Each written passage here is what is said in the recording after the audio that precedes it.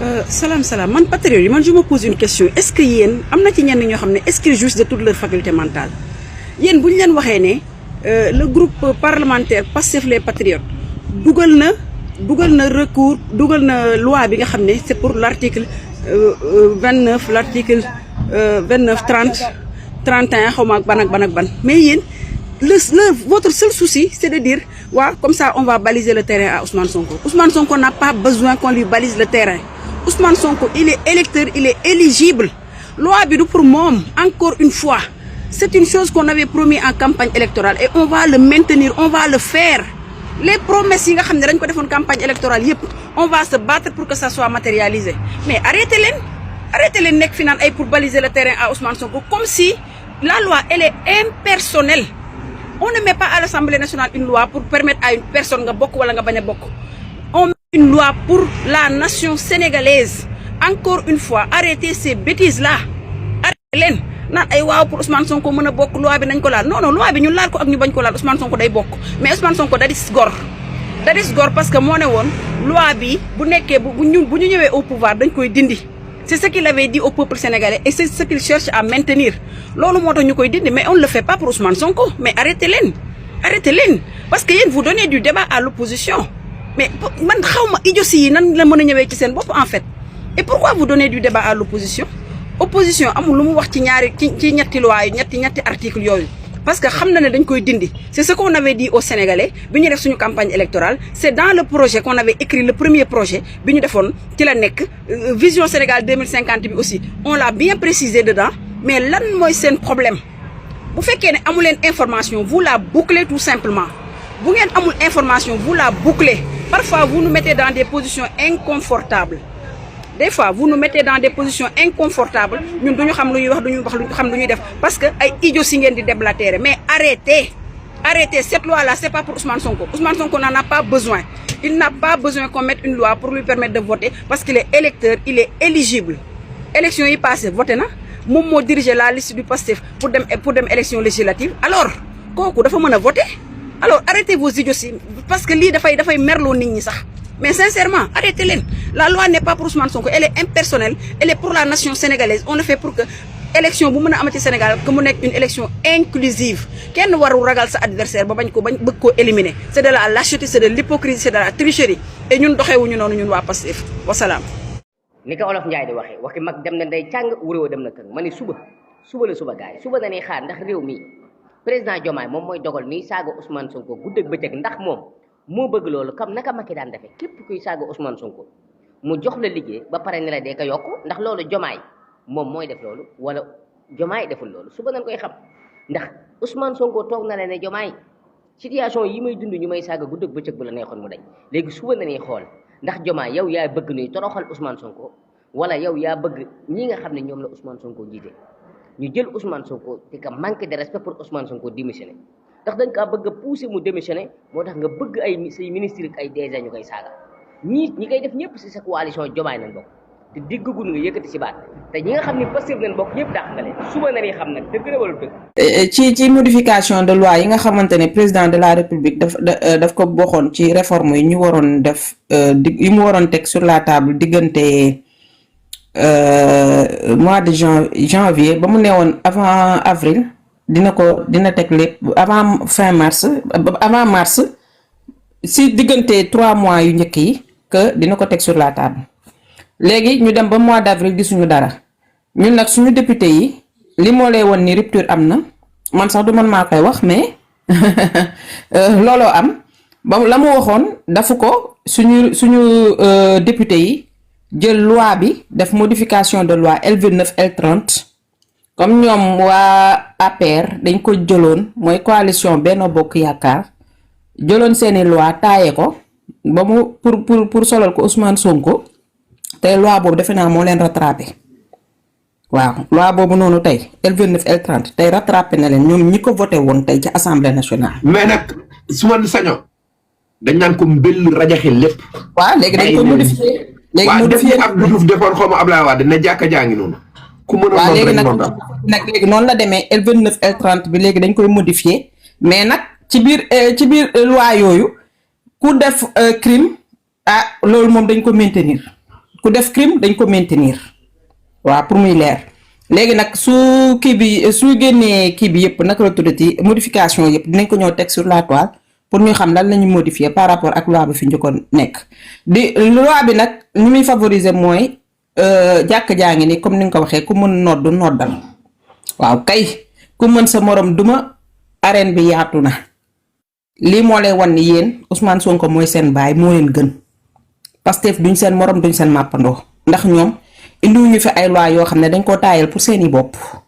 pour seen pour en faveur pour ñoom ñu favoriser ci ñu pour seen bopp en quelque sorte dinaan loi bi pour loi Ousmane Sonko la ndax ngeen seen bopp xëy na peut-être waa TFM loo tax ñu doon wax ci affaire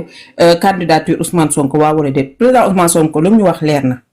su ko élection amee su ci bëggul bokk moom la neex kon ay wax day leer lii kay ñan lay favoriser mooy yéen tappalekat yi nga xamante ne yéen a fi defoon seen loi boobu taaye ko ba mu yem te loi boobu moo leen rattrapé Ousmane Sonko de groupe nag parlementaire bu Pastef nag ñëw na pour def modification de loi yi def proposition de loi pour ñu dindi pour ñu modifier loi ñaari loi yooyu léegi ma ñëw ci Pape Ndongo leer na dégg nga. dégguma ko dama jugoon waaw mu ne. groupe parlementaire Pastef da indi nañ ay modification def nañ proposition pour modification de loi L29 L30 bi. loolu mooy waral jàkk bi comme ni nga ko waxee micro baa ngi noonu ku mën nodd arène bi yaatu na ku mën sa morom duma. en tout cas li ci jot a modifié lenn laa ci dégg pour affaire yu ñi ki nga xamante ne dafa def crime kooku moom loi bi da koy dal ba léegi mais def nañ ci ay modification te suñu président moo waxoon avant mars dugal nañ ko ba pare wala dugalaguñ ko. bon Dieu. non teg nañ ko si kaw table président assemblée nationale xam naa fii ak fan dinañ demaat de def seen i. kon alhamdulilah waaw léegi nag parce que président de la république moo ñu waxoon avant mars que loi électorale dafa waroon am modification dafoon projet de loi mais gisuñu lam ñu doon wax réforme yu ñu doon wax gisuñu ci dara. léegi nag waa groupe parlementaire Pastef macha allah loolu jël nañ ko en main teg ko si kaw table bi di wax nag encore une fois loi bi du pour Ousmane Sonko pour yéen ñii nekk ci opposition bi ñu ngi xaar nag ndax suñu voté loi bi ba pare ndax di ngeen dem contrecarrer ko ak conseil constitutionnel loolu la ñuy xaar ndax di ngeen ca wax waaw wala déet waaw kay ndax yéen ko taaye woon yéen ko defaroon. te suñ leen ko bàyyee du baax ci yéen loi bi suñ ko bàyyee du baax ci yéen waaw ndax nekkul en faveur nekkul seen faveur léegi nag ma jëm ci mbirum Nabou Dash gis nga Nabou Dash ñun bu mu ñu fontoo so mag buy saw bu jaaxaan di saw yow dong yaa ciy tooy ay maa jël audio yi jox ko Kaliphone génne ko sur la table maa bëggoon kii jox ma 100 millions ma tabax ci sama kër yow 100 millions yan kër la mën a tabax ma tabax ci samay kër ba pare yow ndax nga yore ay kër Sénégal soi-disant nga loué ko yow ngay dem dëkk ci quartier naka la tuddati yu bon yi nekk New York mooy quartier bandi Bronx nga dëkk de dégg naa. du wóor de waa ji ci boppam moom it war nañ koo seet de waa ji moom ku ko song rek da nga sànq. waaw mooy loolu rek Rama Faye sama numéro boo ko bëggee soo ma bindee PV rek ma jox la ko Rama dégg nga. ñoo fi nekkoon doon moo tax. dafa am ay doomu jàmbur bi. waaw ay ña ngay rayante seen biir. ba pare ñoo daw génn réew mi di rayante ci seen biir. waaw mi ngi noonu passage la rek di wax ni que loolu yéen loo leen mënti def rek ça va se retourner contre vous kon bokk duñu am ñu seen temps pour di wax sax ci yéen mais pour wax leen ne Nabou Dash arrêteel di jouer si suñu conscience li ngay def ak loo dul def suñu yoon nekku ci comme yow sa nara payan bi moom danga koo jël bëgg ko asaaloo asa bombe fu ne loolu yow la rek waaye suñu jeunesse bi doo leen pervertir balaa ñu yaakaar ni que looloy normal li apologie cagatu la apologie cagatu la lan mooy ay 100 millions li muy wax nii c'est très grave mi ngi naan xale yi jigéen ñi dem leen ngeen jaay seen narapayen pour am 100 millions moom narapayen boobu jarul sax 10 000 francs bay jar 5 000 francs bu mu leen nax bu mu utiliser seen xel rek waa ji moo woyee di gis li fi jaar yëpp ak booy bi ñi mu àndal ñëpp cëppal na leen toog ci TikTok beeg Facebook bi di wax lu ñaaw ci jëkkër yu jaaroon ci moom yëpp ngay dugg ci moom. li muy def lépp artificiel la ni yaramam bi nekkee artificiel am ay xalaatam ak ay rêvam lépp c'est artificiel ni Pape Ndong ñu jàll ci leneen parce que kii def ñu tardé waaye li muy def ne apologie cagatu la waaw kay beneen bi démb ma samay 72 heures tey lay jeex ci moom muy Baye Mayoro Diop Baye Mayoro Diop neexu ba neexu mais dangaa xas sa président barke alxuraanu karim dégluwaat leen bu baax li may wax président moo toog Diomaye mu ne moom moo am le meilleur premier ministre ba Sénégal di Sénégal ba tey ku ko tànn du Diomaye moo ko tànn Baye Mayoro Diop nga traité sa premier ministre bi sa président yow tànn de petit ministre qui ne vaut rien kon léegi à qui la faute Baye Mayoro à qui la faute bu fekk na yow am nga xel wax jooju nag man duma ko eggale mais yow yaa koy eggale li nga wax rek laa lay tontu kon génnal ci li nga nekk tey suñ la jëlee ca ambassade yi ci diplomatie ñëw indi la fii nommé le directeur grâce à Ousmane Sonko nga sante ko yàlla te ne alhamdulilah rabbi alamin sa petit ministre mën na loo xamante ne yow mënoo ko sa baay mënu ko sa maam mënu ko ndax nag sa petit ministre moom moo joxoñ ab nit ñu fal ko président yow est-ce que yow loolu mën nga ko déedéet mënoo ko yow suiviste nga rek yow Baye Mayoro tekki woo dara ba pare saytaane nga saytaane pire nga ndax ku dégg say wax na nga doon waxee di naan waaw yow yaa tax kii bañ ko tëjee yow yaa tax waaw Ousmane Sonko yéenewu ko woon nekk candidat waaw parce que da koo jox naka tuddati parrainage citoyen waaw looloo taxoon ñu doon ko jaay parce que kenn xamu ko ñu dañ ko doon jaay di naan borom sikkim bi fal leen kii Ousmane ko joxoñ mooy Sonko mooy Jomaay mooy Sonko yow loolu lan nga yow waa ji daa dem seen dëkk ne seen waa dëkk défendre leen seen président man ko jarul nga wax défendre leen gis nga ñoom yaa leen laajoon maire yi ñu ne ñu bañ Pape Ndongo ku ko bëgg ak bañ ñun ñooy jàpp benn affaire raxas ko ba mu set jaay ko mu jar lu ñu jaayul lu ñu waxul baaxul lu ñu laalul baaxul léegi barke bi nekk ci Ousmane Sonko léegi moo ñu topp ñoom moom suñu téléphone moom suñu connexion kenn la ñu jaayul balaa ñoo jaay kenn jaay ki ñuy jaayloo ñun kooku la ñuy jaay pour muy clair di wax nag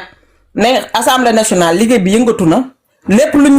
ñu fi tegaloon diggoon ñu ko te defuñu ko ñoom incha allahu rabbi sama waat waa dinañ nekk ci liggéey boobu nañ leen jàppale gën leen encouragé loolooy wax ji yeneen waxu kasaw yi nag moom nekkuñu ci loolu ku tëdd di saw soo tëddee jaaxaan di saw bi si yow lay retourné ko jërëjëf merci beaucoup wax dëgg ñu ngi koy jaajëfal bu baax a baax di am ci moom mbégte jàmm ci moom jóge nañ Sénégal Ousmane Sonko mën a def politique de moo dàq politique Sénégal mais xam naa nekk na nit boo xamante ni bëggul def politique c'est-à-dire bëggul di nekk fii di def comme gars yi def nguuru wala wane génn def ay meeting di jéem a jaay yaa ngi liggéey te liggéeyoo maanaam mënoon na ko def mais nekku si comme par exemple la fekk gars yi di nekk soo ay protocole